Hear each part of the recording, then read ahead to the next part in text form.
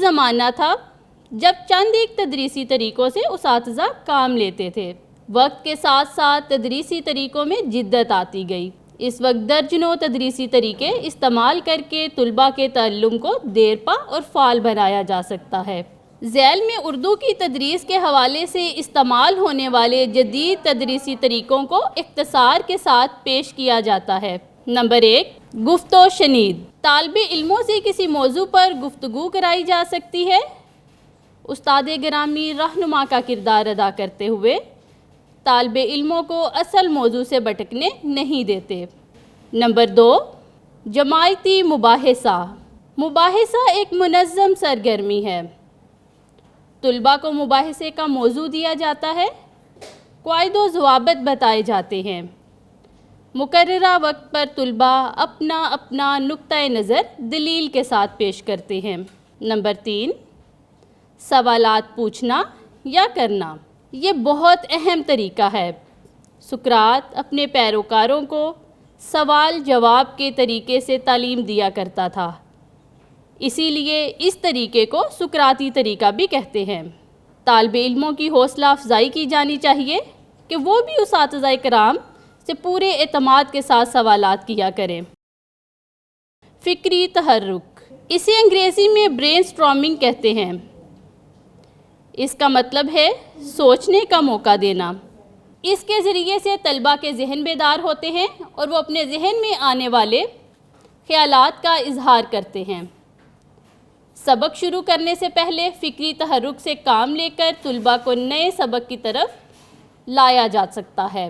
Number 5، ذہنی نقشہ کشی۔ اسے انگریزی میں مائنڈ میپنگ کہا جاتا ہے۔ استاد ایک لفظ کو تختہ تحریر کے مرکز میں لکھتا ہے، طلباء کے ذہن میں اس لفظ کی مناسبت سے جو بھی بات آئے وہ بیان کرتے ہیں۔ ہر طالب علم جو نقطہ بیان کرے اسے مرکز میں لکھے گئے لفظ کے اوپر، نیچے، دائیں، بائیں لکھ دیا جاتا ہے۔ مثال کے طور پر مرکز میں پانی کا لفظ لکھا گیا۔ مختلف طلباء نے جو باتیں کی ان کو مختصر طور پر یوں لکھا جا سکتا ہے: زندہ رہنے کے لیے پانی پینا ضروری، حیوان چرند پرند کے لیے ضروری، صفائی کے لیے ضرورت، آب پاشی، بارش، ندی، نالے، دریا، سمندر، پانی کی آلودگی، پانی کی کمی، ضائع نہ کریں۔ ان تمام نکات کو ترتیب دے کر مضمون کی صورت دی جا سکتی ہے۔ نمبر 6، پیشین گوئی۔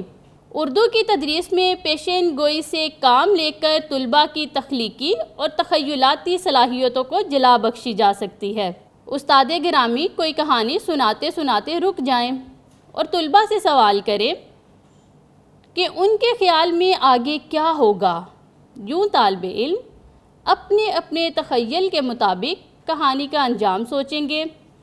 نامکمل کہانی کی ایک مثال ذیل میں دی جاتی ہے۔ دسمبر کا مہینہ تھا، سخت سردی تھی، آدھی رات کا وقت تھا، ہر طرف خاموشی تھی۔ میں لحاف اوڑھے گہری نیند کے مزے لے رہا تھا۔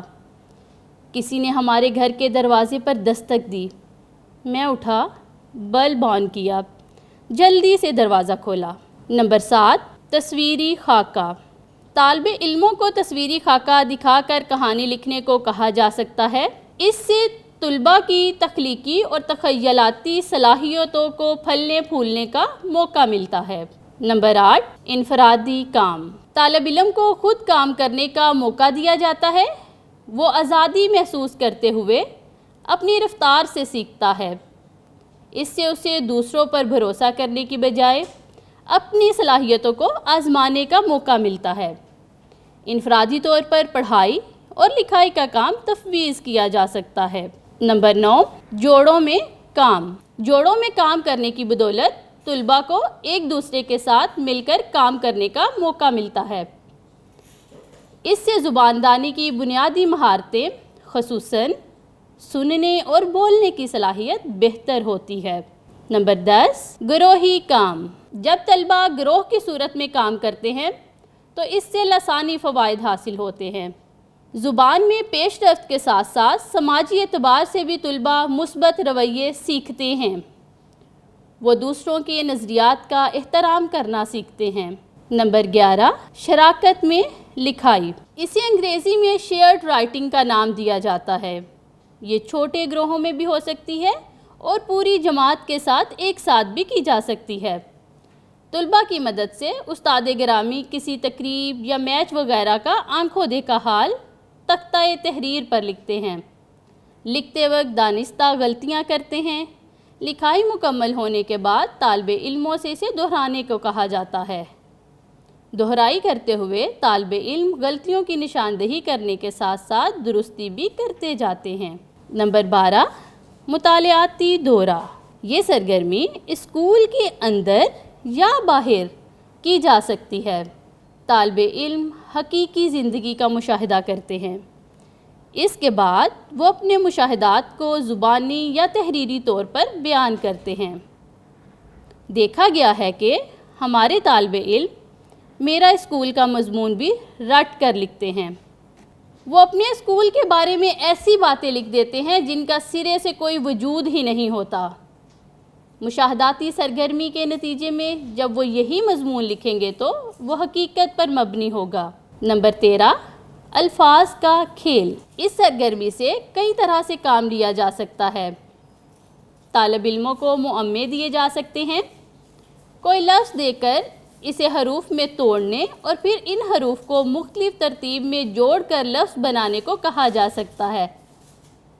مثال کے طور پر امتحان کو حروف میں توڑ کر نئے لفظ بنانے کو کہا جا سکتا ہے۔